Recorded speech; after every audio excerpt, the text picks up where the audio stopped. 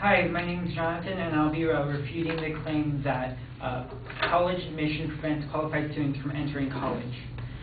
The first claim was SAT scores do not properly display proper ability of the students. The second claim was colleges are minimizing the amount of people that can enter college. And three, the third point was costs do not allow for low-income families to enter prestigious universities. My response to the first claim is that he brought up that the program Kaplan is an expensive program and students cannot afford this program. Well, it's expensive for a certain reason. The Kaplan program is expensive for the reason that it brings SAT prep tutors to your school. They say they instill confidence and have free prep in your high school if you're partnered with this organization.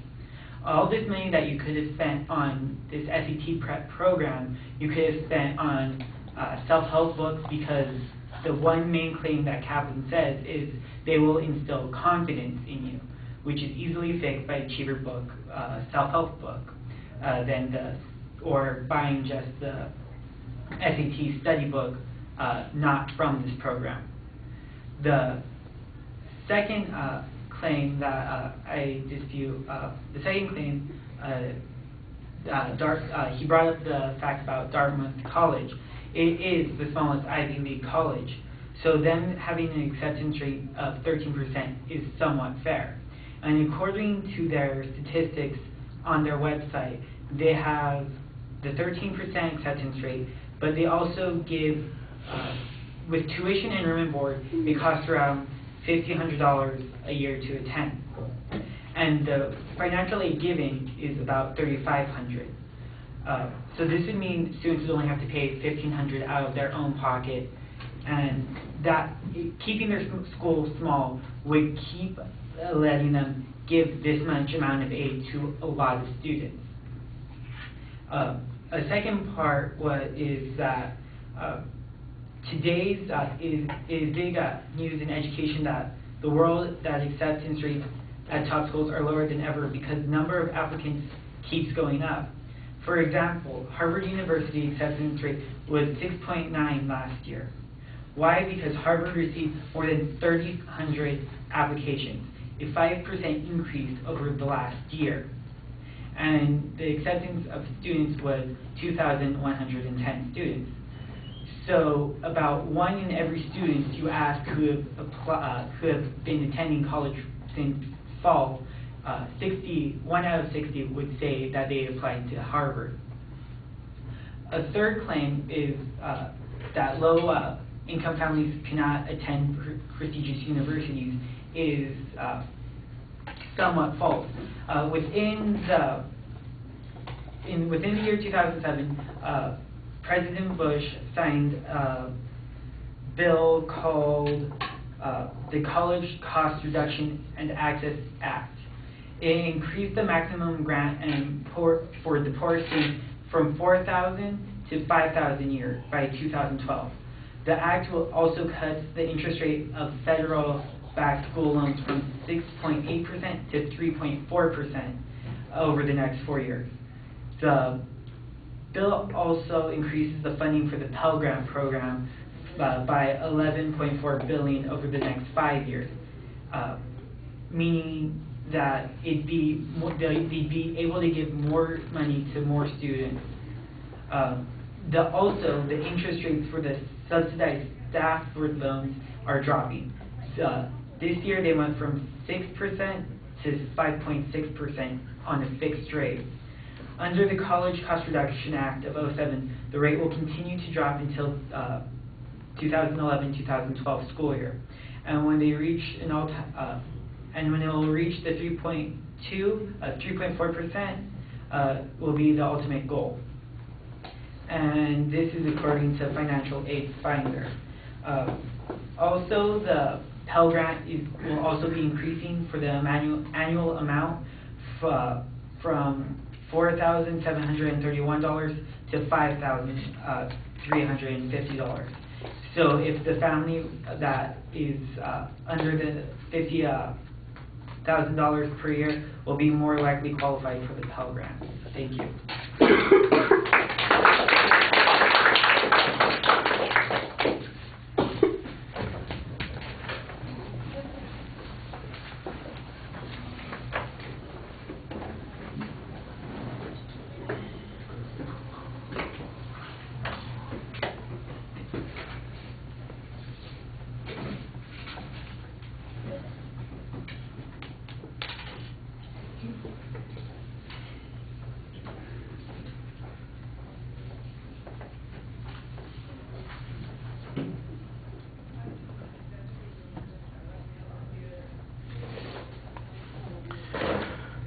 The main and secondary points are labeled pretty clearly. The transitions are okay. I think you get a little bit sidetracked on the whole Kaplan program and the discussion of, how self-help books are going to replace this confidence level, and I'm not even sure how it addresses the point that the advocate's making. So I think you spin your wheels a lot on that particular point. I thought it was much clearer on your next argument when you talked about how elite colleges, their acceptance levels are relatively narrow for pretty solid reasons. You had a good explanation about the situation with Dartmouth and Harvard. There is a little bit of a complication because sometimes your wording, the way you present the statistics, is not as clear as it should be, and instead of reading the numbers in the thousands, you're reading them in the hundreds, and I thought it got a little bit confusing there. I'm not sure that you had the accurate numbers, for instance, at Dartmouth. In essence, you did have one statistic that suggested that 1 in 60 students is applying to Harvard every year, so obviously you can't let all of those people into Harvard since they have a relatively small class. I thought that that explanation was relatively clear. There's not really much explanation about why the advocate's reasoning on this particular point is problematic, but you have a good counter argument on this. Your last point, again, this doesn't generally talk about the advocate's argument, but it presents a pretty solid counterclaim that seems to apply directly to this issue, and that is that there is lots of financial aid available, that it's changed to make it more affordable, that there are plenty of options available for students, and so the notion that there are some kinds of restrictions, I think, is well addressed on this issue. I think you need a clearer general summary of what your position is relative to the advocate's position, and it should come up pretty simply. Qualified students get into colleges and universities on a regular basis, and they go to those. Students who sometimes are limited by their financial means have options available to them to help them with that.